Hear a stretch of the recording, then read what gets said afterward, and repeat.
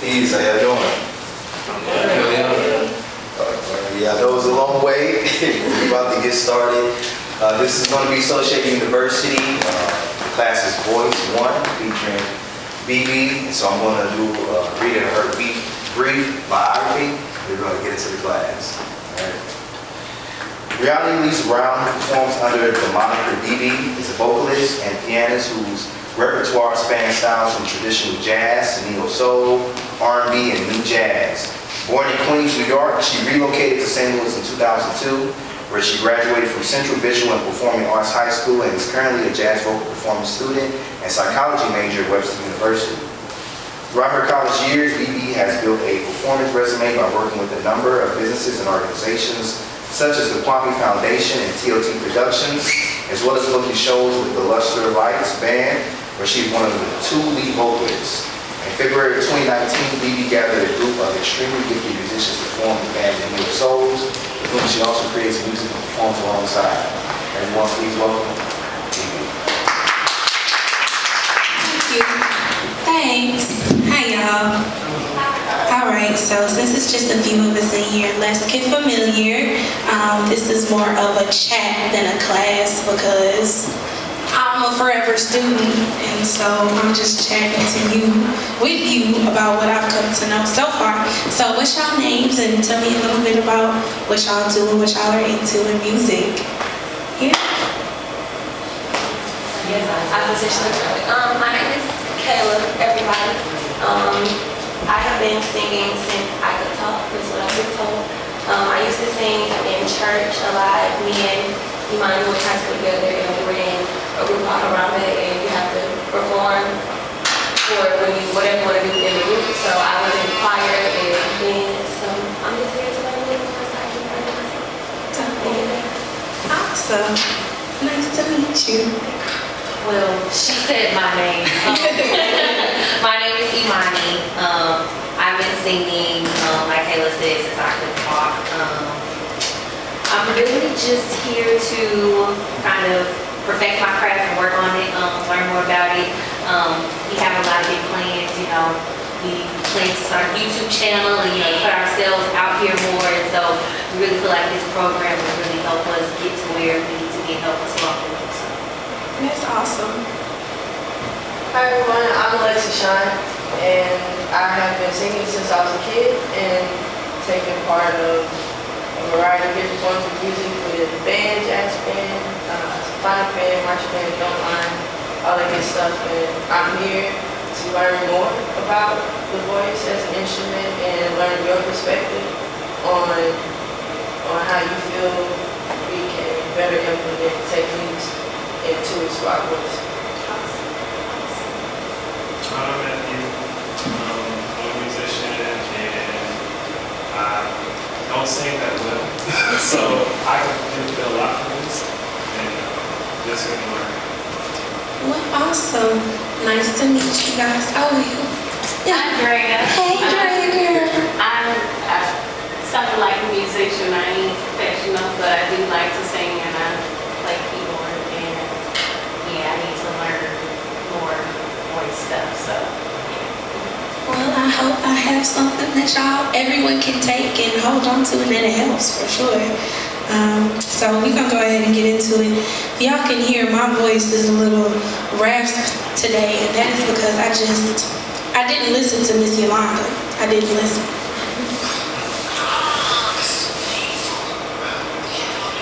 Switch to Boost Mobile and get 4 lines for $25 per line per month with unlimited data and 4 free Samsung Galaxy A20 phones, all on our super reliable, super fast network.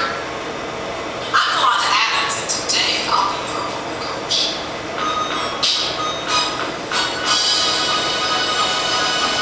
Characteristics that make a singer great are not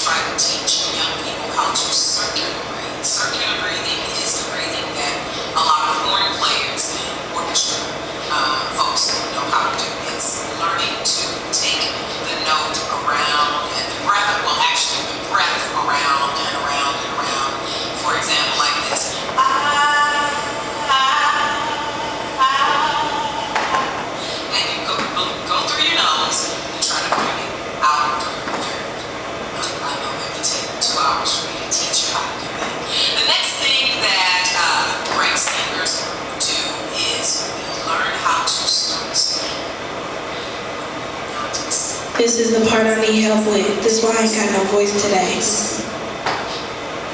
third thing that great singers know is that rest is so important.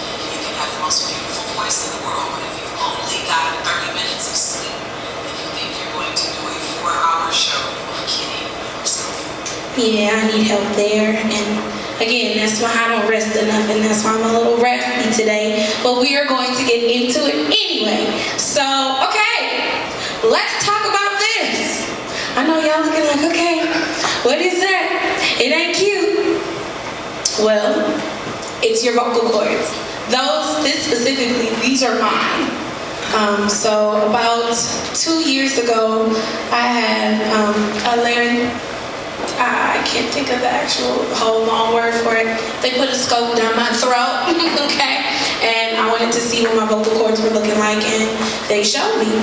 So that's them. And this is just a whole diagram of what all of those pieces are. There are clearly many different pieces of where your vocal cords are and what the throat is, but the main parts that I work with and the training that I use and implement affect the most are the true vocal folds. And this is the area, every time you talk, every time you make noise, they're vibrating, they're slapping together really fast. Your false vocal cords, so this is like looking down into a throat. So your false vocal cords are right on top of your true vocal cords.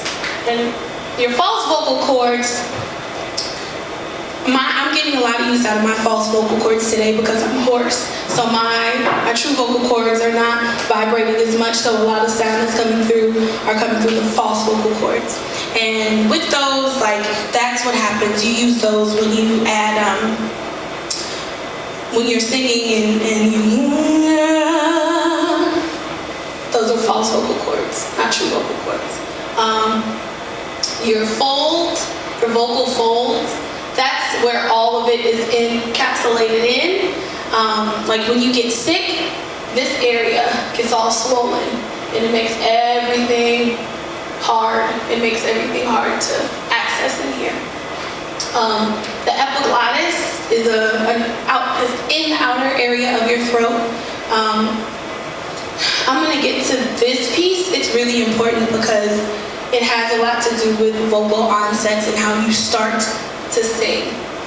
So yeah, that's just a little bit of vocal cord anatomy there. So vocal techniques. Basically, there are multiple different vocal techniques, but the three most popular are speech level singing, complete vocal technique, and Estel voice training.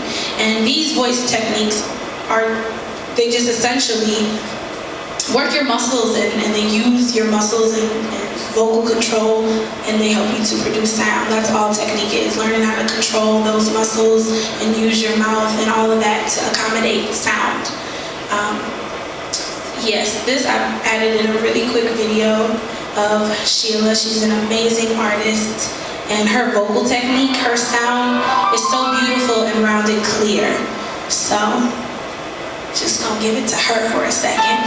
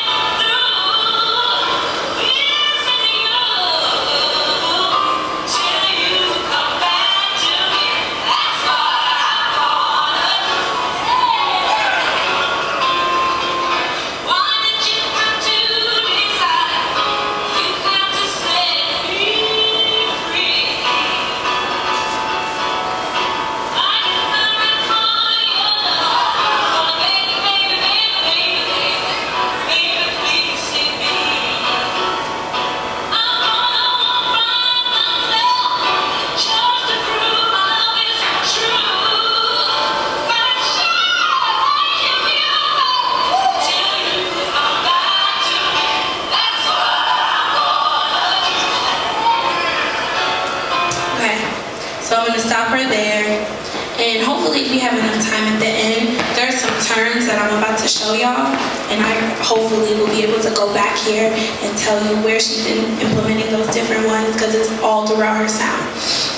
So out of the 3 techniques, Estel is my favorite. It is the one that I was trained in. And the Estel model is a system of voice training that identifies the structures in the larynx responsible for producing voice, and those in the vocal tract or throat responsible for controlling resonance and voice quality using simple everyday sounds common to everyone. These structures are identified, isolated, and then used to develop conscious, voluntary, and predictable control of the voice. And yes, it's my personal favorite. So basically, for the 5 years that I was in lessons, throughout the weeks that I was with my vocal teacher, we would have songs and we would have terms. And so throughout this presentation, you'll see a lot of the terms, because I love the terms, because my voice has been able to do the things that it's been able to do for as long as I've had it. Like, you have a voice that you're given. Technique and learning technique just helps you to pick out the pieces that are the best and that are the healthiest for your voice, that can allow you to sing as much and as big as you want to, and just do it over and over and over again, like, so you know what you're doing. Because sometimes when you sing and you do something and it feels really good, you're like, oh, what did I do that felt so great? With the terms, you know, so you can practice, so you can do it on purpose. So, vocal warm-ups. So those are essentially just a vocal stretch to get you through your range when you're preparing to perform. You don't want to step out. I mean, just like any other athlete, an athlete is not about to go sprint. Kobe was not about to go play without stretching. Nobody's doing any of that. So just like athletes, vocalists are vocal athletes. You have to, it's a muscle. So you prepare it, you stretch it. So with the Estel warm-ups, they use a number of different, my voice teacher just had different funny names for the things. And my personal favorites are the aliens, vocal fry, the resonance mixer, and the lip trill. So I'm gonna show y'all all those real quick. So I'm gonna take the gum out of my mouth. All right, so aliens I love as a warm-up because they allow your resonance to circulate. So the way we would do it in my lessons, and the way I teach others to do it, is you're saying here, here, here, over and over again, kind of using the circular breathing that Yolanda Adams talked about at the beginning. So it's like a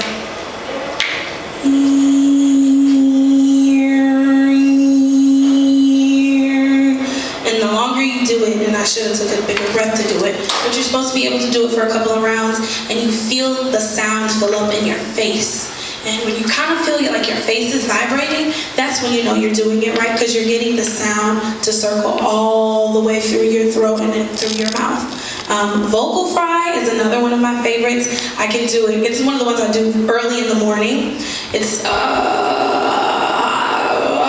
just doing that to get the slack out of your voice. When I need to sing low and I'm having a hard time, I also do that. And then it helps you go into your note. So you can just go straight from the little fry into the note, and it'll help it come out a little smoother. It just gets all of whatever you might get out of the way by clearing your throat. Vocal frying is technically doing it better, so you're not irritating and scratching while you're doing it. The next one that I do, this is the one I warm up with the most because it quickly opens me up. It's a resonance mixer, so I just do a couple of different vowels to get the sound placement in my face moving around, and you're kind of chewing it. So it's like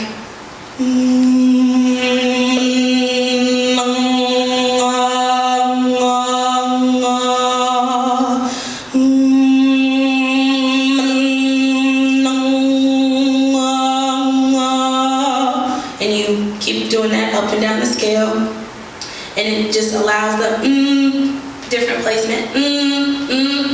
It's more in your mouth. It's more in your nasal. It's more in the back. where your palate and the inside of your mouth is. So you're working all of that out, and then you get it all the way through. Love that one. And then the other one is a lip trill. Also, I do it every time. It's super easy. Helps you to loosen up your jaw.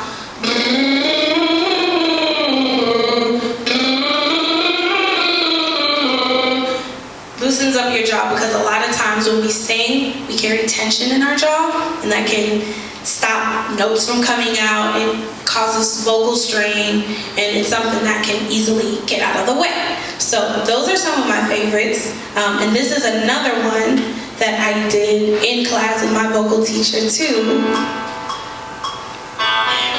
Y'all want to do this one with me? Warming up? Mama made me mash my M&Ms. Mommy made me mash my M&Ms. Mommy made me mash my M&Ms.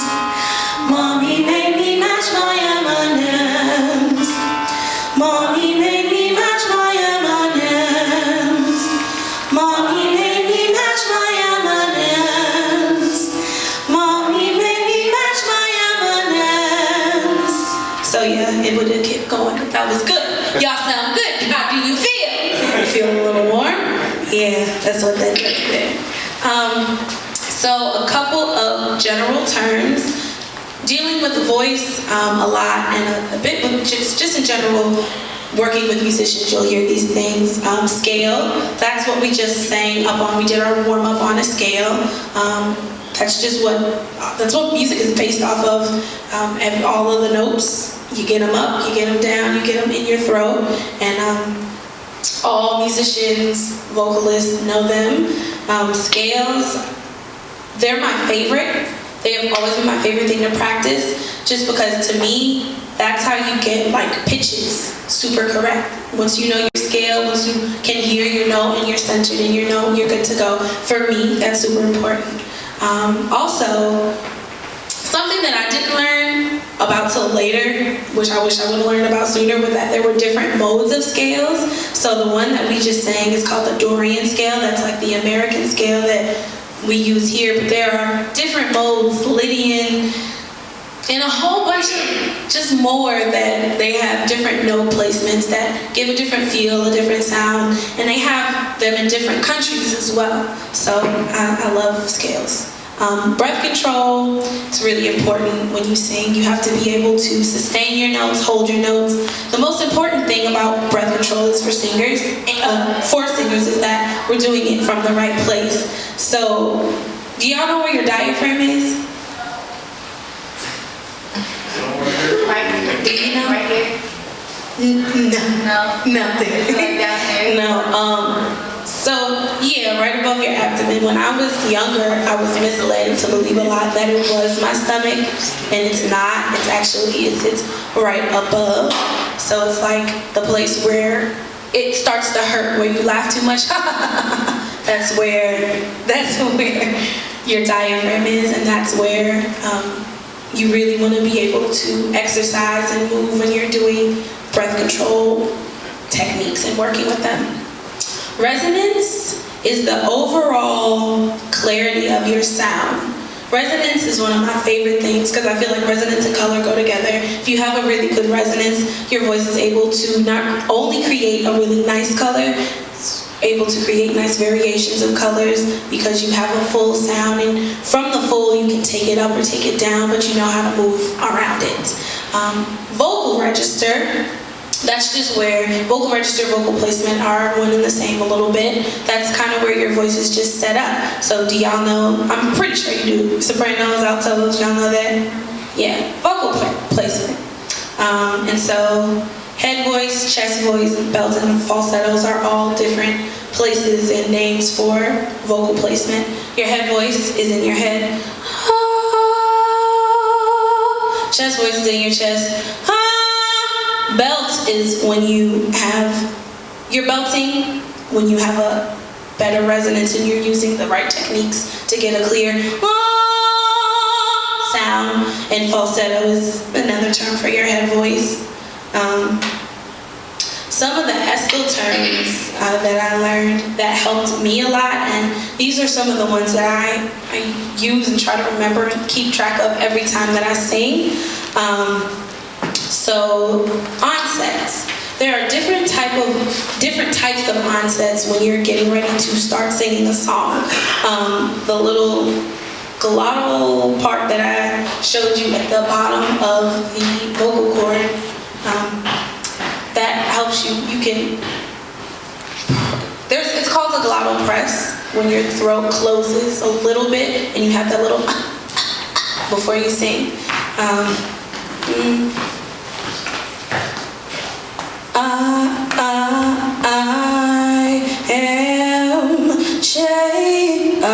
That is the glottal. Aspirate is breathing. I am. The aspirate is when you have breath, you're using your breath to get the sound started. And smooth is when you just go right into it. I am. You don't have access of breath pulling you through, and you're not pressing. You just kind of start with the note. Okay, so your tongue, having it high, mid, low, and retracted. Your tongue having those different placements in your mouth provide different sounds. So you practice them on your own to see what place gives you the most resonance. But for me, this is when my tongue is high, this is when my tongue is mid, and this is when my tongue is low. I get the most resonance with a mid tongue, kind of pulled back, and low and retracted is good for different notes as well. You see how the sound just kind of, like the EQ changed in my voice that much just by my tongue. So that makes a big difference. Also, same for your lips. You can have your lips spread wide like this. A lot of times when singers are singing high notes, they're smiling to get that note out, and that's what they're supposed to do. It helps get it out. Sometimes you want to have your lips in the middle, when you're not moving too much. There's a lot of this in speech level singing, because the point of speech level is for it to not get crazy. You're not supposed to be doing too much. It's supposed to be like you're speaking off of, or you're singing off of just speaking. So it's supposed to mimic how you speak. And then lips protruded. Sometimes when you have some notes, maybe that are lower or a little bit out of your register and you're trying to get to them, you can fake it with a mid or a lip or lips spread wide, or you can kind of like pucker, and you kind of, when you pucker like this, and you kind of get the sound moving a little bit more into your nasal passage, kind of helps push it out different. So yeah, that's that. The jaw, lip trills, like I mentioned earlier, help loosen that up. Your jaw, they also have placements. It can be middle, dropped, forward. Forward is bad. A lot of people sing like this when they're straining. Their neck goes like this. Your jaw is forward. You're trying to push out the note. That's not the best way to get it out. So you never really want to have your jaw forward. You want to have it mid, in the middle, or even in the back end. I used to have a hard time with this. I spent weeks and weeks and weeks in vocal lessons singing with my finger on my jaw so I wouldn't start to push it out. So and it makes a big difference. It helps you not strain as much. So, same thing for the larynx. Now, moving your larynx, that one takes a little bit more time and comes with practice after working with lessons and working with these techniques, because your larynx is, it is where it is. It's movable, but that's based off of how you know how to get it to move, because it's not just going to go up and down. You have to be able to move it naturally, because the larynx does move naturally when you talk. And again, speech level singing works a lot with that. Having an anchored head and anchored neck. Again, what Ms. Yolanda referenced at the beginning about posture is very important. Singing solid is very important. And it's the same thing. Head, neck, torso, having everything either in place or a little bit more relaxed. The placement of your body can also change how you sing a lot. And you see that a lot. For instance, In classical music, they sing a lot more anchored all the time, even as they move, anchored. And in church, we don't do that. We let the Lord use us, so we're a little bit more relaxed. Yeah, so getting through those terms and learning those and becoming familiar with those helped me a lot in learning how to use my vocals and take care of them. Vocal health is very, very, very important. It's not something I even started to think or learn about until I got into college, and it just, the older you get, it starts to make a difference. Being hydrated is so, so important, especially if you're planning on using your voice a lot. Like, you just can't neglect hydrating it. It won't make the sounds you need. Vitamin C helps a lot. That's something that I've learned as you use your voice more, especially on a professional level, and you're going and you have hours and hours that you have to do it. Taking vitamin C helps just regenerate. And if you have a sore throat, it can help bring your voice back. Sleeping. Get in your sleep. If you want to sing, you're going to have to sleep. There have been countless nights after shows with my friends when we want to go hang out. I want to go hang out, but I know if I have to sing the next day, it's just not possible. Your body really does regenerate itself. It's incredible, and having sleep to the hours to let it do its thing really makes a big difference. Again, general upkeep of your internals, eating healthy, working out, all of that helps your voice just naturally. I mean, I started doing it and it just got better. And I was like, these are things that I didn't even know would be connected by just eating vegetables, like for real. Eating fruit, working out, it all makes it work smoother. Ginger is always something that I have. Lemon and honey. I keep all of those at all times. Your voice loves them, your vocal cords like them. It keeps them healthy and on their toes and warm and happy. So I use them a lot. And I say vocal health is important so we can sing like this.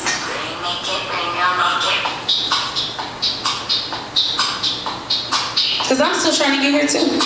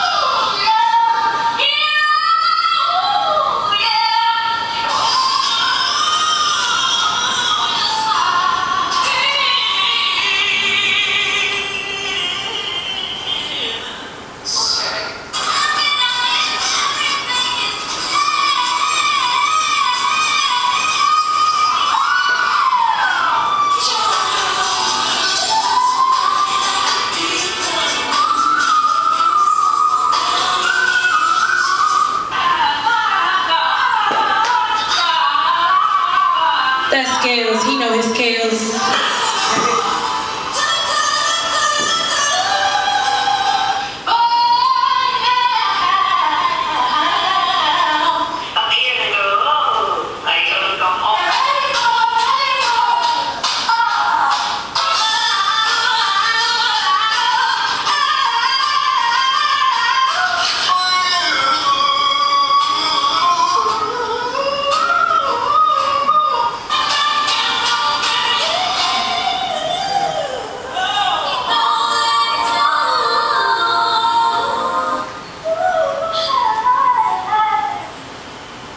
She was moving her jaw too much though.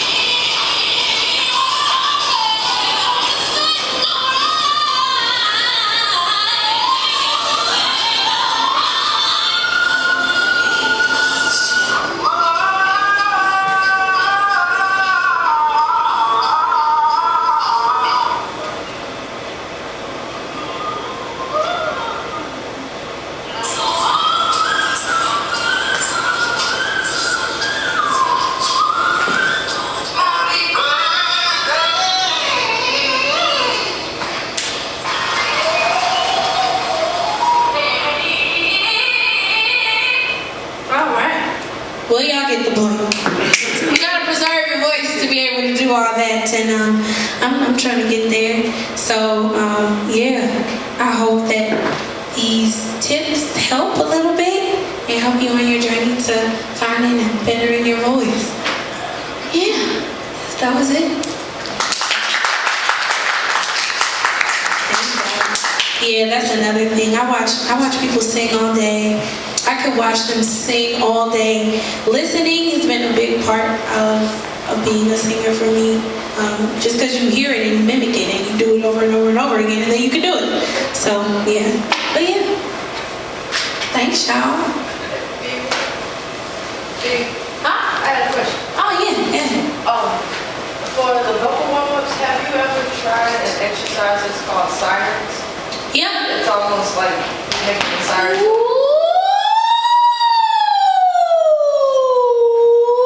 Yeah. How do you feel about that? As far as doing it, do you think it's something that's...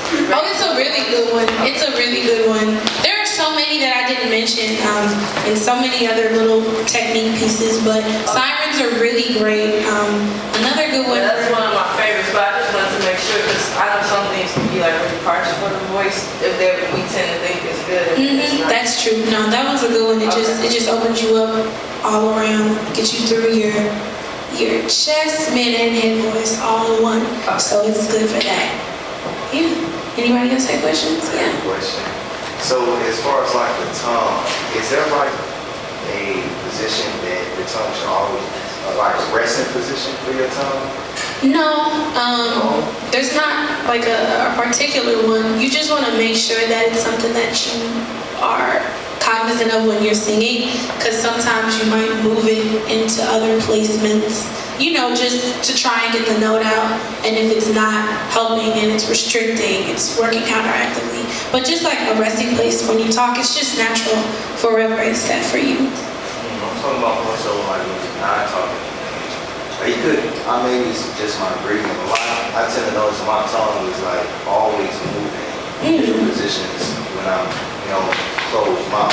Yeah. Just breathing differently. Oh, okay.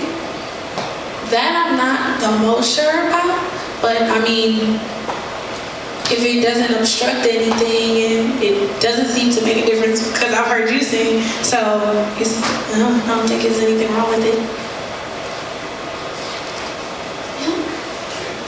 I got a question. Any tips for, what's the question? I struggle with finding my natural voice. Like I find myself mimicking people. Right. Any tips on how to find your natural? Sing a lot, because you won't be able to mimic everybody that you sing. So even if you find yourself trying to sound like people, you'll get out of that the more you do it, because it's just not possible. Keep singing and keep listening to a lot of different people, so you don't get necessarily caught up in one person's, style.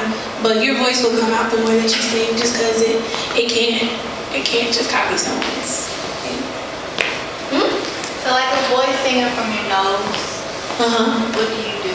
So singing from your nose, there are ways to use that to where it's helpful, but singing like that in general all the time is not where it's at. So there's a warm-up that we used to do just to make air flow easier through your nose, and sometimes putting things up there when you're singing and when you're talking, it can be done in a way that doesn't sound nasally, because this is more of a more nasally sounding nose placement, and this is more of a nose placement where I'm using it just to give me a little oomph in my upper registry. So it's more so about not pushing it up, that's larynx work, kind of having it raised, letting it raise to where it sits just kind of in your face, and as opposed to just up and down in your nose, it's more so like across the top of your face, your nasal passage. Doing Mama Made Me Match My M&Ms in a soft voice helps me there. So that's like a Mama made me match my M&Ms, Mama made me match my M&Ms. So it's definitely sitting up in my face, but not to the point where it sounds like pushed out from there. if that makes sense. I've been trying to like develop my chest voice more. Mm-hmm. And do you have any tips on like accessing like your mix so that you? Oh, yeah. Oh, the mix. The mix takes a lot of work. And you definitely do want to start from your chest. You just want to start getting into more chesty warm-ups and learning how to just get comfortable in that area, talking more. That's a lot of diaphragm. That's very diaphragm heavy. It'll help you definitely to be more solid and when you're trying to build that up. For me, I was able to work through getting to my chest voice by using my tongue and moving the placement for it. Because the first big song that I worked on in my voice lesson was a Tori Kelly song. I just could not for the life of me hit one of the notes that she was hitting. And my vocal teacher literally told me to put my tongue down and I hit it. So it's literally you can find little itty bitty movements within your mouth to kind of help you do that. But it's about getting as much space in your mouth and in your throat as possible. And for your chest voice, you definitely want to get your larynx to kind of move up so you're not straining to hit those bigger notes. Yeah. Do you have any tips for projection? Like one thing that you know really Breathing. personal. I did sometimes I forget to breathe. Don't. You can't talk, you can't do anything, without breathing. You know, I'm not And so- breathing like the full, I guess my full breath. Yeah, so for me, I noticed it a lot and I used to do it a lot. Like as soon as you get on stage, you kind of just feel like you have to go. Don't take a minute.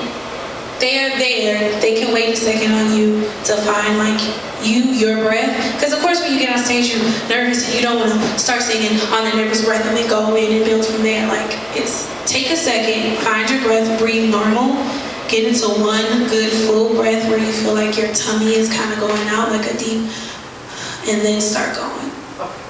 And you'll feel it like right above your stomach, like wherever you laugh, that place. That's where you want to get it very full, make your tummy go out, and then start from there.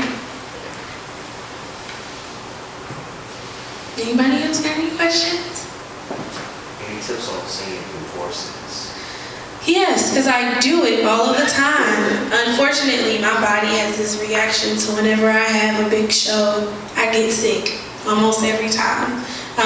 So that's where the tea and the ginger and the vitamin C and I keep honey in my car and in my purse at all times. I have honey in my purse right now. So keeping those things on you at all times. Really not talking. Like when I'm hoarse and I know I have a show to do, I won't talk to people. And it's not even being like that. You just have to preserve your instrument. It's like you wouldn't have a horn player playing on a broken horn all day if they had a show. Like, no, you gotta preserve it, make sure it works, make sure it gets there. So, vocal rest, water, vocal rest, honey, ginger, vocal rest, and vitamin C.